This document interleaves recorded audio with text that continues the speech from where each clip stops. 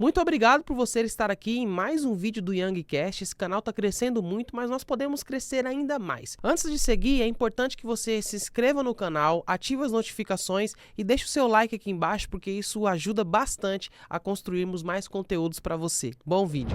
Hoje nós estamos tendo um despertamento das mulheres, eu fico feliz com isso. Hoje você vê mais mulheres que, assim como você, tem esse viés de despertar outras mulheres, né, de trazer, até para nós homens, o quanto a mulher ela está avançando, o quanto a mulher ela está chegando em lugares que antes ela não conseguia chegar, e eu fico muito feliz com isso. Por isso que eu já adianto para você a minha gratidão e o prazer de te receber aqui no Youngcast. Sim, porque nós mulheres, nós gostamos muito de compartilhar. E nessa de compartilhar, nós percebemos às vezes a dor. Porque a mulher tem mais escutativa. Sim. Então a gente começa a pensar, gente, mas eu já passei por isso. Às vezes, na minha bolha de egoísmo, eu penso, mas se eu passei sozinho, por que ela também não consegue? E aí depois eu paro para refletir, mas calma aí, se tivesse alguém que me desse a mão e falasse, vem aqui que eu te ajudo, ou Sim. calma aí que você não tá louca, ou deixa eu te falar no meu caminho, teria sido tão bom. Então, é nesse lugar que a gente se posiciona, sabe, na internet. Eu falo muito isso. Você quer ir para as redes sociais? Vá, mas vá com conteúdo, vá com valor, porque tem muitas mulheres, às vezes, postando só corpo. Normalmente a gente posta o que é mais importante para nós, o que a gente acredita que tem mais valor. Então, se você só posta o seu corpo, ou só posta a sua roupa, ou, sabe, isso é algo tão fútil e tão substituível. Todos nós somos seres únicos. Deus nos fez únicos. Se olhar a nossa digital, não tem ninguém igual a nós. Exato. Né? A nossa história de vida, as nossas experiências, não pode ser replicado. Então, para cada pessoa que morre, na verdade, é como o mundo morresse, um conhecimento morre que eu nunca tive acesso, se eu nunca conversei com essa pessoa.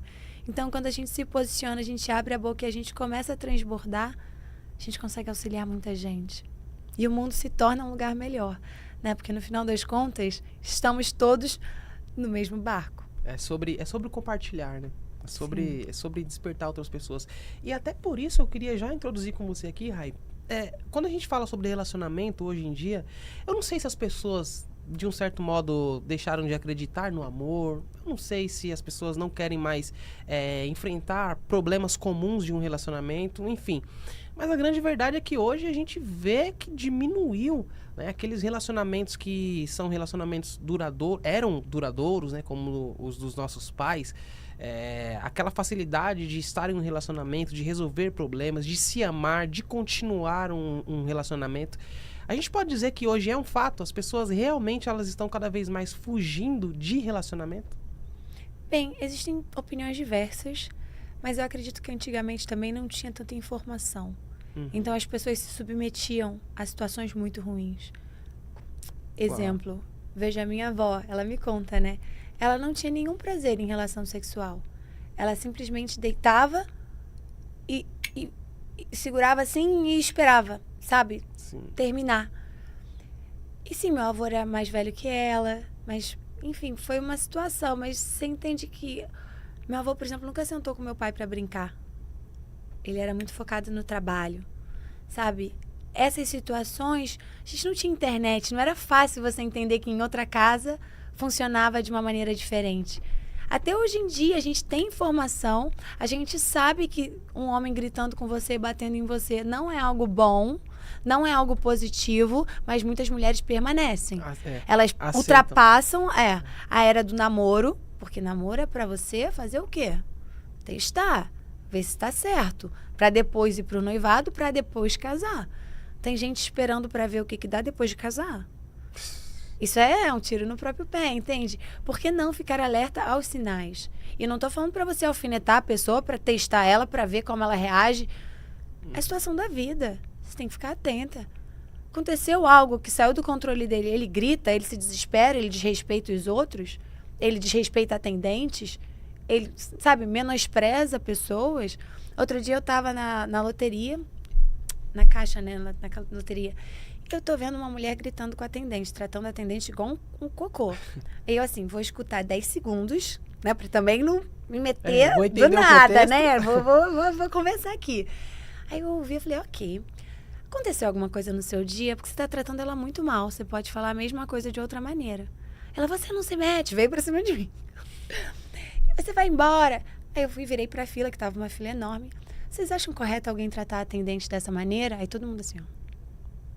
Ela vai embora. Eu falei, não vou não, vou ficar aqui esperando você terminar de resolver a sua questão. Porque no final das contas ela não pode falar nada. Porque talvez se ela falar vai ser demitida. Então assim, esse tipo de pessoa... mas aconteceu uma coisa horrível no dia dela. Tá bom, então se tranca no seu quarto. Então se tranca no seu quarto e vai chorar, vai orar, vai buscar entendimento e não descarregar em outra pessoa algo que é seu. Porque isso é falta de inteligência emocional. Entende? Quando eu investi tanto em inteligência emocional, na verdade, foi para que a minha vida ficasse mais fácil. Quanto mais inteligência emocional eu tenho, melhor eu reajo às situações da vida. Porque as situações sempre vão acontecer. Mas como eu reajo, que é a chave para os resultados que eu almejo. Consegue perceber isso? Yes. É como você reage. E isso que você falou faz sentido porque é uma conta simples. Se a pessoa ela está reagindo daquele jeito com alguém que ela não conhece, se ela está tendo esse tipo de reação, é bem provável que ela replique isso em um relacionamento. Sim, com os filhos. Você entende? A minha maior preocupação disso tudo. Yes. Raina, qual é o seu propósito? Por que você foi para a internet? Existem filhos que não pediram para nascer, que não puderam escolher os pais. Agora, uma mulher, ela pode escolher o marido dela e o futuro pai do filho dela. Então, se ela se posiciona e escolhe bem, assim como um homem, se ele se posiciona e escolhe bem, esses filhos estarão mais protegidos, num lar mais curado. Entende? É uma geração do amanhã mais estável. Porque o meu pensamento, eu sempre trabalhei como projetista de startup de longo prazo, 5 e 10 anos. Então, eu sempre olho muito para o futuro. Até o próprio Brasil, a gente vê muitas políticas de cota. Tudo bem, não estou reclamando sobre isso. Mas muito pouco se vê no investimento do ensino fundamental. Então, eu tenho uma geração que daqui a pouco vai ter mais problema. Em vez de eu investir na base, sabendo que daqui a 10, 15 anos esse problema não será mais persistente, entende? Mas isso é muito tempo.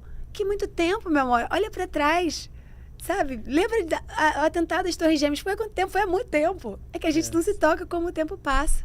Então, é simplesmente investir com uma maneira, com sabedoria. Sabe, é esse olhar mesmo. Por isso que eu me preocupo tanto com essas crianças. Que eu sempre fiz muito trabalho voluntário. Desde nova, minha mãe me leva em orfanato.